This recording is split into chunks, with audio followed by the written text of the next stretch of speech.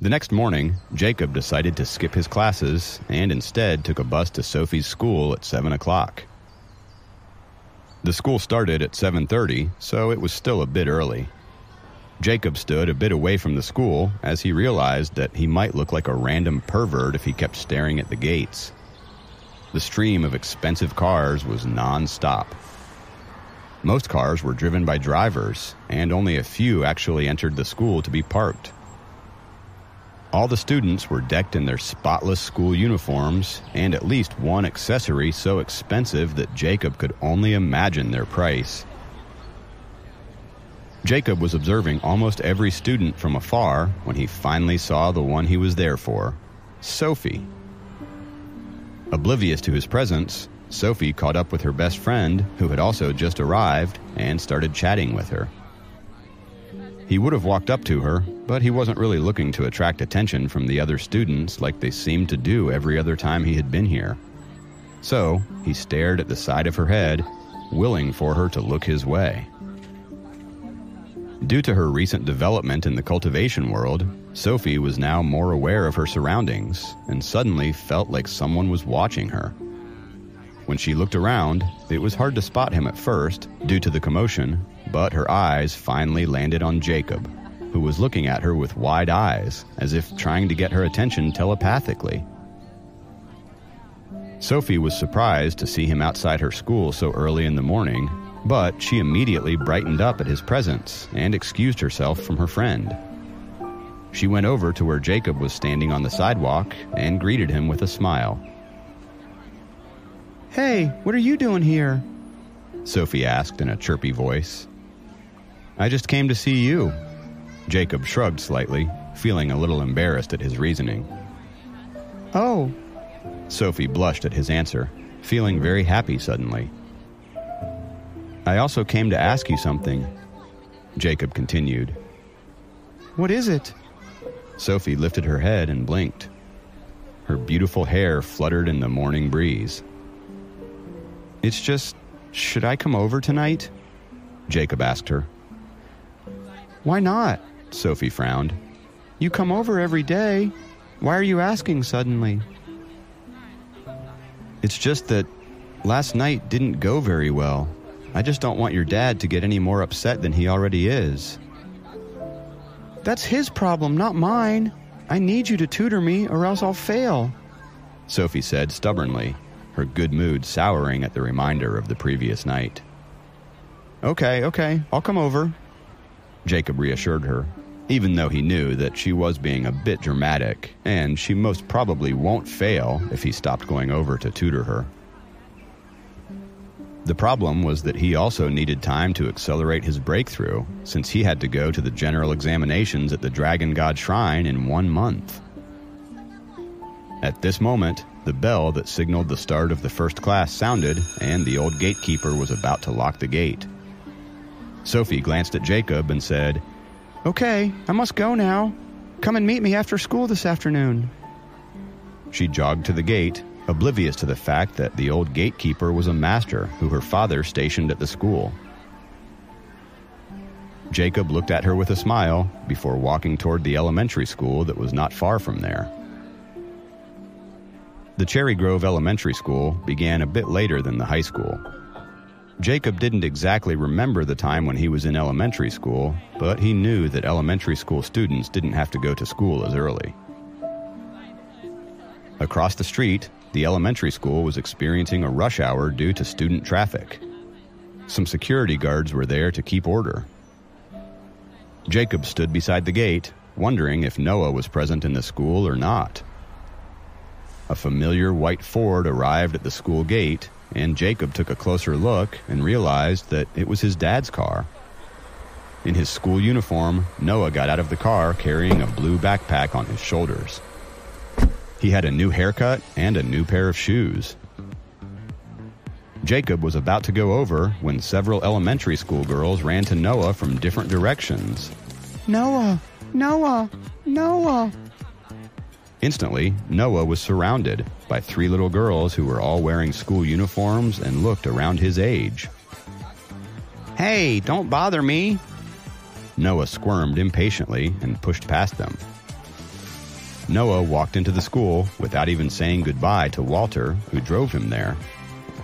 Those 3 cute little girls followed him closely. Noah, please teach me how to solve the problem we had yesterday.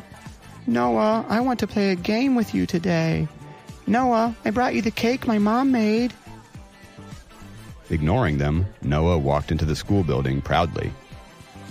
The 3 girls followed him inside, still calling out to him. This kid has only been in school for a few days, and he's already so popular, Jacob wondered with amusement. It seemed like he didn't have to worry about Noah's social life in school. Obviously, he was very comfortable here. He was cute for his age, had a high IQ, a good background, and great talent. Except for his complete lack of manners and social skills, Noah had no shortcomings. It was understandable that these kids liked him. Walter dropped off Noah at the school and didn't notice Jacob in the crowd at the gate. He turned the car slowly and drove to the research institute. Jacob sighed and saw that the white Ford made the turn and left. After a moment of consideration, he returned to the bus stop and took a bus back to his college. It was a miracle that Noah agreed to go to school so obediently. However, surrounded by a group of other kids, it wouldn't be easy for him to make trouble, right? Tonight, Jacob had to go to Sophie's home to tutor her. He was still nervous about facing Dracon again after the tension last night. He was even ashamed to meet Helen for a little while, but he knew that he had to get over his fear and face them eventually. But first, he must take some time during the day to consider how to improve his cultivation strength.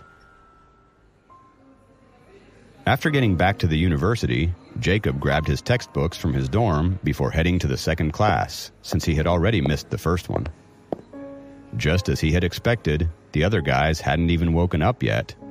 He was sure that they were all going to spend the day nursing their hangovers.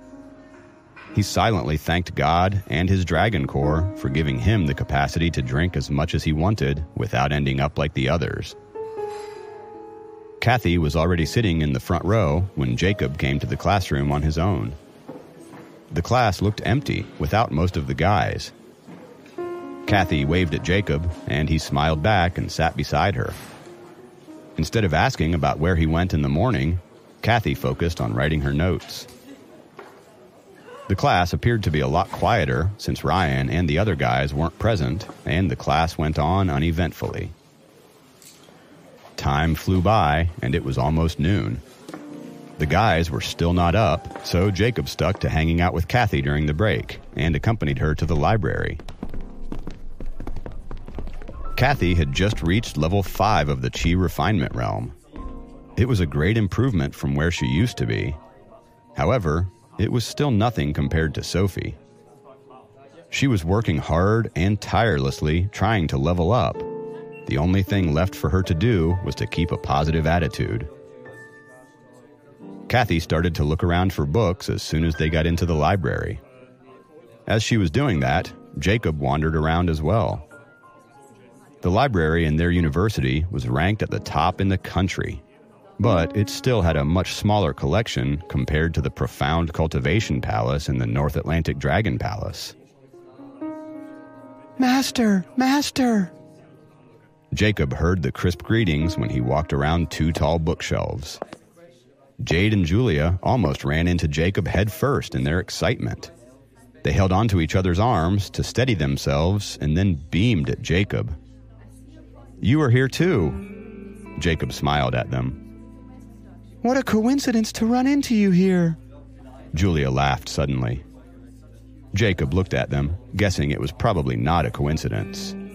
However, instead of pointing it out, he turned around to look at the books on the shelves.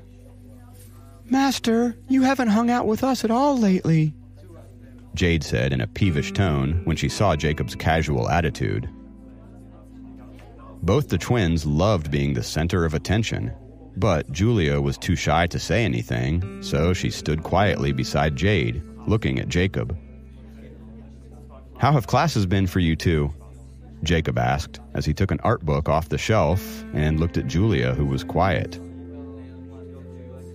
It has been all right. We recently bought a camera and have been shooting around with it, she answered excitedly. Jacob laughed and took the book out of the area. The twins pretentiously took 2 books with them in a rush and followed Jacob to the front desk.